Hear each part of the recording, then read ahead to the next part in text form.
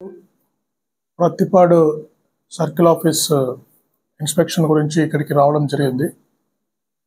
ఈ సర్కిల్ పరిధిలో ఈ మధ్య కాలంలో ఏమి సెన్సేషనల్ కేసెస్ ఏం లేవు.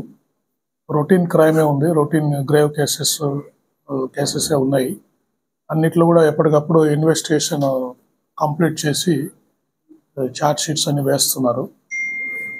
ప్రస్తుతానికైతే ఇక్కడ మేజర్ సమస్యలు ఏం లేవు. శాంతి భద్రతలన్నీ కూడా అదుపులో ఉన్నాయి. సో భవిష్యత్తులో కూడా ఇదే విధమైన ఇయర్ ఎండింగ్ వస్తూ ఉంది కాబట్టి మనకి ఇంకా 2 నెలలే టైం ఉంది. ఈ ఇయర్ మనం పోలీసు ఎక్కువ దీని మీద దృష్టి పెట్టాల్సిన అవసరం ఉంది. ఎందుకంటే ఈ 2 నెలలు కూడా రోడ్ యాక్సిడెంట్స్ కానీ, మర్డర్స్ కానీ, రేప్స్ ఇటువంటివి జరగకుండా ఎక్కువ ప్రివెంటివ్ స్టెప్స్ తీసుకుంటే మనకు ఈవెంట్స్ కూడా ఏం లేవు. ఈ నెక్స్ట్ వచ్చే 2 నెలల్లో కూడా మనకు పెద్ద పెద్ద ప్రోగ్రామ్స్ కూడా ఏం లేవు. ఫెస్టివల్స్ కానీ అన్నీ అయిపోయినాయి. మేజర్ కార్తీక మాసం కూడా అయిపోతే మనకు మేజర్ ఫెస్టివల్స్ కూడా ఉండవు. కాబట్టి రొటీన్ పోలీసింగ్ మీద అందరూ దృష్టి పెట్టి ఈ క్రైమ్ కంట్రోల్ మీద ఎక్కువగా దృష్టి పెట్టవలసిందిగా నేను వీళ్ళకి చెప్పడం జరుగుతూ ఉంది. ముఖ్యంగా రోడ్ యాక్సిడెంట్స్ ఈ మధ్యకాలంలో అక్కడక్కడ రోడ్ యాక్సిడెంట్ జరుగుతూ ఉన్నాయి. మొన్న కూడా జగంపేట దగ్గర ఒక కారు గుద్ది 4 చనిపోవడం జరిగింది. సో వాటి మీద కొద్దిగా ఎక్కువ దృష్టి పెట్టాల్సిన అవసరం ఉంది. అందుకని నైట్ టైమ్స్ ఈ drunk and drive checking, especially ఈ 4 వీలర్స్, ఈ కార్లు, బస్సులు ఎంత స్పీడ్తో డ్రైవ్ చేస్తున్నారు, డ్రంక్ అండ్ డ్రైవ్ చెకింగ్ చేయవలసిందిగా నేను ఎస్పీ గారిని కోరడమైనది. అంటే ఇప్పుడు ప్రతి సబ్ డివిజన్కి ఒక ఎస్ఐని నైట్ హైవే పెట్రోలింగ్ మీద పెట్టేసి ఎవ్రీడే ఒకరు వచ్చి ఇంపార్టెంట్ పాయింట్స్లో ఈ డ్రంక్ అండ్ డ్రైవ్ బస్సులకి సేఫ్టీ ఉందా లేదా, లగేజ్ కంపార్ట్మెంట్స్లో ఏమైనా ఎక్స్ప్లోజివ్ మెటీరియల్ ఏమైనా క్యారీ చేస్తున్నారా ఏంటిని ర్యాండమ్ చెకింగ్స్ కొంత చేస్తే ప్యాసింజర్స్కి ఎమర్జెన్సీ ఎగ్జిట్స్ ఎలా ఉన్నాయి ఆ బస్సుల్లో అని ఒకసారి అట్లా పోలీసు ఇన్స్పెక్ట్ చేస్తే ఆ బస్సు కొంచెం ప్యాసింజర్స్కి ధైర్యం వస్తుంది. ప్లస్ డ్రైవర్ గారు కూడా కొద్దిగా ధైర్యంగా చేస్తారు.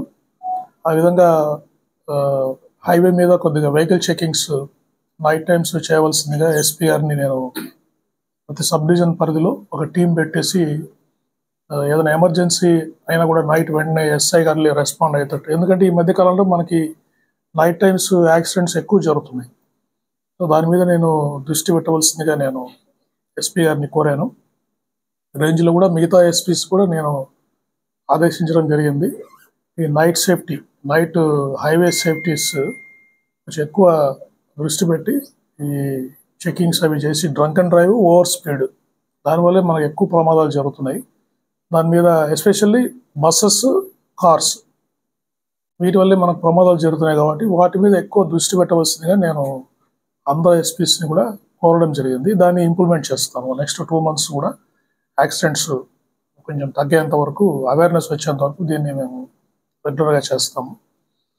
తర్వాత ఈ మిగతా విషయాలకు వస్తే ఈ గంజాయి మనకి పూర్తిగా అదుపులో ఉంది. ఏజెన్సీ నుంచి కానీ అటు ఏరియాస్ నుంచి ఎవరైనా పెద్ద పెద్ద క్వాంటిటీ వస్తుంటే కూడా రెగ్యులర్గా ఇంటర్సెప్ట్ చేసి పట్టుకుంటున్నాము. నిన్న మొన్న కూడా ఒక 300 kgs కాకినాడ ఎస్పీ గారి ఆధ్వర్యంలో పట్టుకోవడం జరిగింది. అది యూపీకి వెళ్తూ ఉంది స్టాక్, అది దాన్ని పట్టుకోవడం జరిగింది. ముఖ్యంగా హైవేస్ మీద వెళ్ళే ఈ పెద్ద స్టాక్స్ మీద కాన్సన్ట్రేట్ చేస్తూనే లోకల్గా ప్రతి ఎస్ఐ గారికి, ప్రతి సిఐ గారికి లోకల్గా ఎవరు ఈ గంజాయి ఎవరు తెస్తున్నారు, ఎవరు అమ్ముతున్నారు దాని మీద ఫోకస్గా దృష్టి పెట్టడం జరుగుతుంది.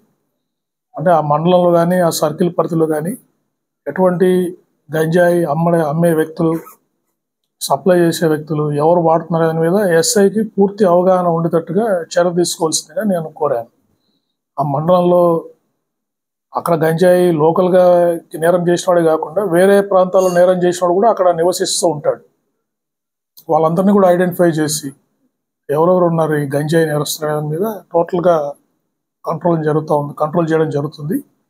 ఆల్రెడీ దానివల్ల పాత నేరస్తులందరినీ పిలిచి విచారించి చెక్ చేస్తున్న వల్ల కొద్దిగా గంజాయి పూర్తిగా అదుపులోకి వచ్చింది. ఇప్పుడు భవిష్యత్తులో కూడా దీని మీద మేము అవేర్నెస్ ప్రోగ్రామ్స్ కానీ ఇంకా ఎక్కువగా ఇంటెన్సిఫై చేసి దీన్ని పూర్తిగా అదుపులోకి తీసుకోవడానికి ట్రై చేస్తాం.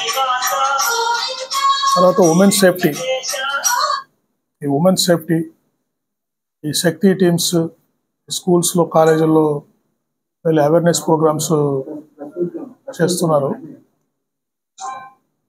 దీని మీద ఫర్దర్గా ఇంటెన్సిఫై చేయాల్సిన అవసరం ఉంది.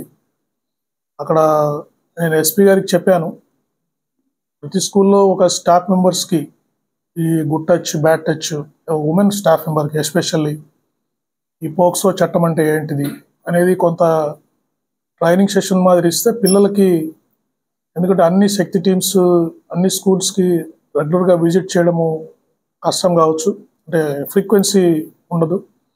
అక్కడ టీచర్స్తో కొంతమందికి ట్రైనింగ్ ఇచ్చి గుడ్ టచ్ బ్యాడ్ టచ్ అంటే ఏంటిది, తర్వాత ఈ సోషల్ మీడియా ప్రభావం వల్ల ఆడపిల్లలకి ఎలాగ వాళ్ళు నేరస్తులు ఎలా ఇబ్బంది పెడుతున్నారు, ఇటువంటి ప్రోగ్రామ్స్ అక్కడ టీచర్సే కొంత ట్రైనింగ్ ఇస్తే వాళ్ళు రెగ్యులర్గా చెప్తూ ఉంటే పిల్లలకి ఎక్కువగా రీచ్ అవుతుంది అనేది నా అభిప్రాయం.